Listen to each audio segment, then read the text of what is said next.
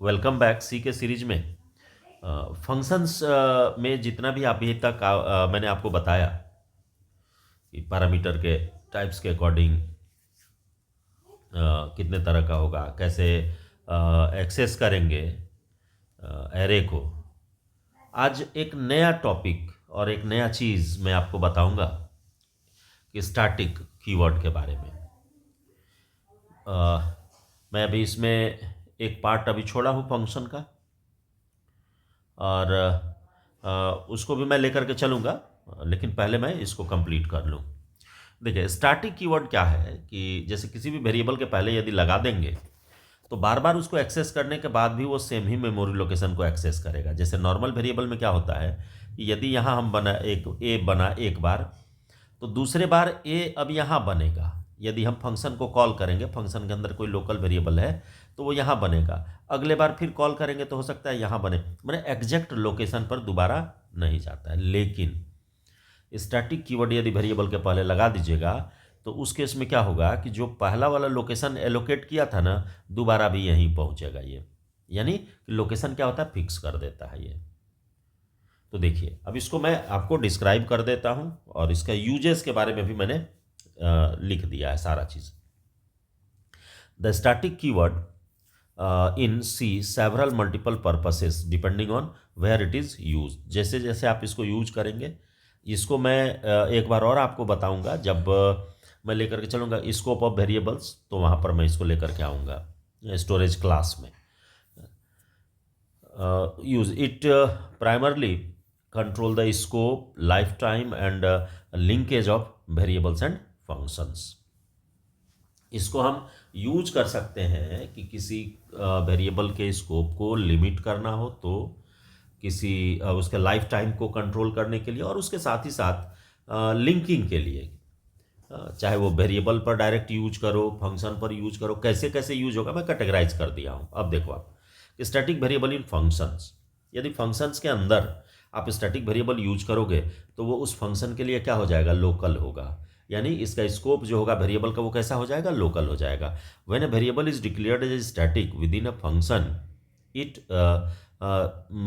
Retains its value between function calls.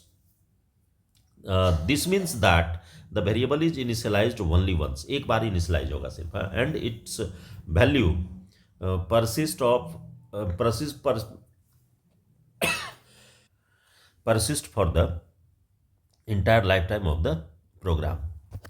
देखिए, इसमें मैं आपको सिंपल सा एक चीज़ एक एग्जांपल के साथ बताता हूँ, आप इसको समझो। मान लो काउंटर नाम का एक फंक्शन बना लिया, उसमें एक स्टैटिक वेरिएबल ले लिया काउंट नाम से, और इसको मैंने इनिशियलाइज कर दिया 0। तो ये एक बार इनिशियलाइज होगा, यानी फर्स्ट टाइम जब कॉल करेंगे तो काउंट में आकर के 0 रखेगा। इसके बाद काउंट को क्या कर दिया, प्लस प्लस कर दिया, काउंट को कर दिया 0, और उसके बाद काउंट को प्लस प्लस जैसे ही करेगा तो प्लस प्लस करेगा तो इसका 0 से वैल्यू पहला बार ही कितना हो गया, 1 हो गया। 1 हो गया, यहाँ पर आकर के वो इसको 1 डिस्प्ले कर देगा। अब देखो, इसको मेन में आया और उसी काउंटर को एक बार, दो बार, तीन बार कॉल किया। तो पहला बार वाले में मैंने बगल में आउटपुट लिख दिया है, आउटपुट कितना आया, 1 आया। अब दोबारा जैसे इसको कॉल करेंगे ना, तो अब ये क्या करेगा, अब ये काउंट 0 को वो यूज नहीं करेगा, यानी कि इनिशियलाइज नहीं करेगा, बल्कि जो एग्जिस्टिंग वैल्यू है, मैं आपको बताया ना कि एक ही लोकेशन ये एलोकेट करता है। यदि यहाँ 1 है तो अगले बार आएगा, फिर इसी को कितना कर देगा, 2 कर देगा, फिर इसी को 3 कर देगा इसी को बार बार ये बढ़ाते चला जाएगा। ये काउंट जितना बार आप कॉल करोगे उतना बार काउंट का वैल्यू जो है ये क्या करेगा, इंक्रीज करते चला जाएगा। लेकिन आप इसी प्रोग्राम को लिखना, सिर्फ यहाँ से स्टैटिक को हटा देना, देखना हर एक बार 1 1 प्रिंट करेगा, यानी यहाँ भी 1, ये भी 1, ये भी 1 प्रिंट करेगा। कब, जब आप स्टैटिक को हटा देंगे तब। तो इससे क्या आपको पता चलता है कि इसका मतलब है कि हर एक बार जब यदि नॉन स्टैटिक वेरिएबल है तो नॉन स्टैटिक वेरिएबल अलग अलग मेमोरी लोकेशन, यहाँ 1 हुआ, अगले बार फिर आएगा, फिर 0 से इनिशियलाइज हुआ, फिर प्लस प्लस करेगा तो 1, फिर अगले बार भी आएगा, यहाँ भी आकर के 1 करेगा। लेकिन यदि स्टैटिक होगा तो वो एक ही बार एक लोकेट किया, एक, इसी को बढ़ा करके 2, इसी को बढ़ा करके 3 करेगा, यानी मेमोरी लोकेशन चेंज नहीं करता है। ये पहला केस हो गया, ये वाला। अब देखिए, स्टैटिक वेरिएबल को यदि हम ग्लोबली डिक्लेयर कर दें तब क्या होगा? तो ग्लोबली डिक्लेयर करिएगा तो उस केस में क्या होगा कि करंट फाइल के अंदर कहीं भी वो एक्सेसिबल है। ये तो लोकल हो गया, यानी इसी फंक्शन के अंदर एक्सेसिबल होगा, इस फंक्शन के बाहर एक्सेसिबल नहीं होगा। लेकिन यदि ग्लोबल हम इसको डिक्लेयर कर दें स्टैटिक वेरिएबल को ग्लोबली, तो उस केस में जितने भी फंक्शंस हैं सारे के अंदर वो एक्सेसिबल होगा। लेकिन ये रिस्ट्रिक्शन करता है, क्या रिस्ट्रिक्ट ये करता है कि यदि एक फाइल के अंदर इसको हम यूज कर लिए, अब इस फंक्शन को यदि हम दूसरे फाइल में कॉल करेंगे, जैसे मैं दूसरा एग्जांपल यहाँ दिया हूँ कि एक फाइल के अंदर फाइल 1.c है, उसके अंदर यही चीज़ मैंने बनाया, और फाइल 2 के अंदर यहाँ देखो मैं कॉल यदि करूँ इसको, हाँ, तो यहाँ पर ये एरर जनरेट करता है। कैसे करेगा वो भी मैं बताऊँगा। देखो आप पहले इसको, static variable in global scope, when a global variable is declared as static its scope is limited to the file in which it is declared. उसी फाइल के अंदर तक के लिए ये एक्सेसिबल होगा। This means that it can not be accessible from other files. दूसरे file के अंदर ये एक्सेसिबल नहीं होगा। जैसे यहाँ पर देखो आप ग्लोबल वैर के नाम से स्टैटिक इंटीजर टाइप का एक वेरिएबल बनाया जिसका वैल्यू रखा 10, और यहाँ पर जैसे इसमें हम कॉल करेंगे तो यहाँ पर आकर के उसका वैल्यू 10 प्रिंट हो जाएगा। ठीक है, अब देखो मेन में आया, मेन में आने के बाद डिस्प्ले को कॉल किया, डिस्प्ले को कॉल करने के बाद ये वैल्यू कितना दे देगा? 10 दे देगा। यहाँ तक एक्सेस करने में कोई दिक्कत नहीं, आउटपुट ये आएगा। हाँ, यहाँ तक में कहीं कोई दिक्कत नहीं होगा। हाँ, लेकिन जैसे ही यदि मान लो सेम ही चीज़ रखा है, माई वैर है, वहाँ पर ग्लोबल के नाम से है, देखो यहाँ पर माई वैर के नाम से है, इसमें भी 10 रखा मैं, एक्सेसिबल ये होगा किसके अंदर? करंट फाइल के अंदर। ये तो क्लियर है। प्रिंट वैर, अब यहाँ पर देखो वैर को प्रिंट कर दिया तो करंट वाला वैल्यू हमारा यानी कि 10 यहाँ प्रिंट हो जाएगा। अब देखो इसमें मेन है नहीं तो नहीं है। अब इसको एक्सेस यदि हम किसी दूसरे फाइल के अंदर, मान लो फाइल 2 के अंदर उसको एक्सेस कर रहे हैं, तो अब यहाँ पर क्या होगा ना, लिंकर एरर जनरेट हो जाएगा। इसलिए हो जाएगा क्योंकि ग्लोबल वेरिएबल होने के चलते ये चूंकि डिक्लेयर है किसके अंदर? प्रिंट वैर के अंदर, और प्रिंट वैर को यहाँ ये कॉल कर रहा है मेन दूसरे फाइल के अंदर, तो ये कहेगा कि भैया तुम तो चले जाओ, तुम ग्लोबल हो, हाँ, लेकिन हम स्टैटिक हैं, हम सिर्फ और सिर्फ इसी फाइल के अंदर एक्सेसिबल हैं, इस फाइल के बाहर एक्सेसिबल नहीं है। तो यहाँ पर आपको क्या करेगा? लिंकर एरर जनरेट कर देगा। यदि हम इस माई वैर को कॉल करेंगे तो ये लिंकर एरर जनरेट कॉल कर देगा।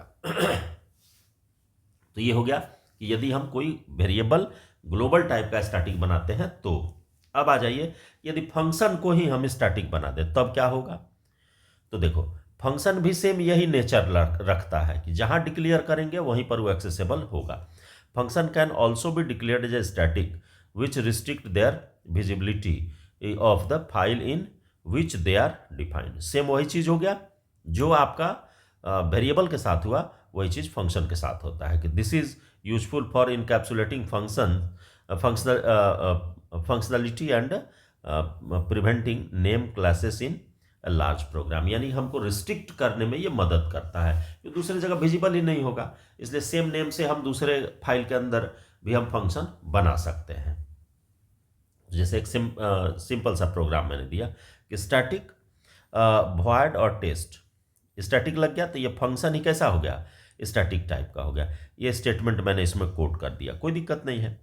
इंट मेन में आया, मेन में आकर के टेस्ट को कॉल किया, ये एक्सेसिबल होगा। यहाँ तक कहीं कोई दिक्कत नहीं। अब आइए इसी को लेकर के चलते हैं, सेम जैसे ऊपर वाले में किया था उसी तरीके से यहाँ कि फाइल 1 है, एक फाइल में हमने इसको डाला कि स्टैटिक टेस्ट को, और उसके बाद फिर पब्लिक एक नॉर्मल फंक्शन है जिसमें नॉन स्टैटिक फंक्शन है ये वाला, और इसके अंदर इसको कॉल कर दिया। अब ये फंक्शन तो इस करंट फाइल के अंदर भी एक्सेसिबल होगा और किसी दूसरे फाइल के अंदर भी एक्सेसिबल होगा। लेकिन जैसे ही इसको कॉल करेंगे तो ये इंटरनली तो कॉल कर रहा है टेस्ट को ना, जो कि स्टैटिक टाइप का है, ये फिर वही एरर जो है लिंकर का जनरेट कर देगा। अब जैसे फाइल 2 में आए और यहाँ पर आकर के पब्लिक फंक्शन को कॉल किया, तो पब्लिक फंक्शन कौन सा है? ये वाला कॉल होगा। तो ये कॉल किसको कर रहा है? स्टैटिक टेस्ट को। स्टैटिक टेस्ट कॉल होगा नहीं।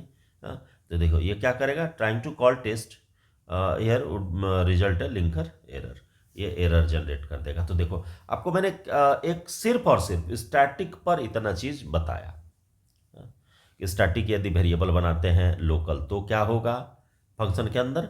दूसरा बताया आपको कि ग्लोबल बनाएंगे तो क्या होगा, और यदि फंक्शन को ही स्टैटिक बना देंगे तो क्या होगा। तो ये स्टैटिक आपको ये मालूम होना चाहिए कि कैसे काम करता है। ये अब आप इसको कंप्लीट कर लीजिएगा।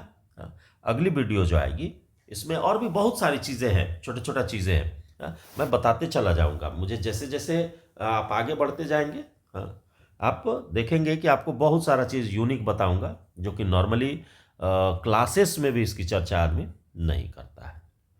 तो ठीक है, मिलते हैं अगली वीडियो में।